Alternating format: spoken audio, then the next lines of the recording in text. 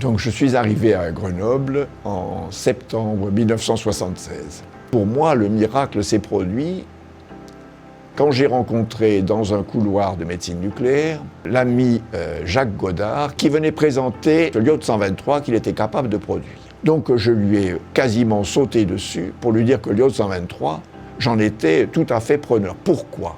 Parce que le seul iode radioactif utilisable en médecine nucléaire à l'époque était l'iode 131. Il était extrêmement limité compte tenu de sa dangerosité. Par contre, si l'on pouvait marquer les molécules avec de l'iode 123, cela augmentait considérablement leur potentiel d'utilisation.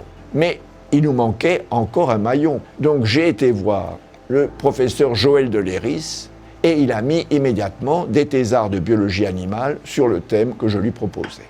Et il nous manquait en dernier ressort quelqu'un qui fasse le marquage au carbone 14 de ces molécules si on voulait les étudier au niveau intracellulaire. Donc j'ai eu la chance de tomber sur le professeur Luduc, donc lui aussi était intéressé par le projet et il s'est introduit dans l'équipe. Donc nous avions en quelques semaines, je dirais maximum quelques mois, constitué une équipe pluridisciplinaire dans laquelle chacun des membres des équipes trouvait le projet intéressant puisqu'il avait un débouché cardiaque, il avait un débouché clinique. Ce n'était pas une recherche dépourvue d'objectifs, l'objectif était clair. Donc nous avions le soutien du CEA, nous avions un groupe et nous avons commencé à travailler comme ça.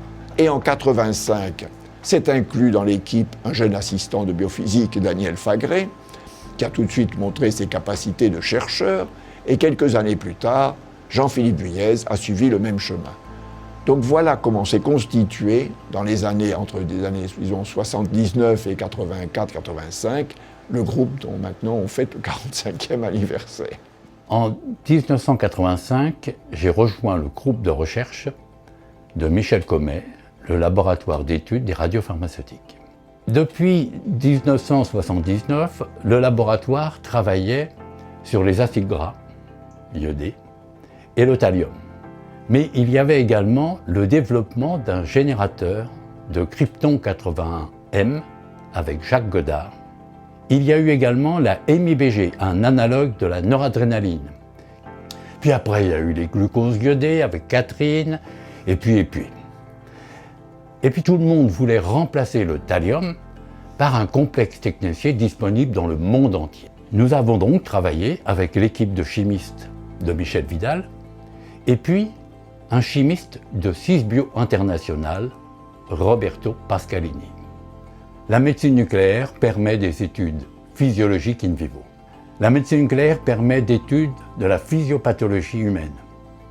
Elle permet également, et c'est la seule technique actuellement utilisable chez l'homme, l'imagerie moléculaire, c'est-à-dire de visualiser des cibles pertinentes qui ont un retentissement pour la prise en charge du patient.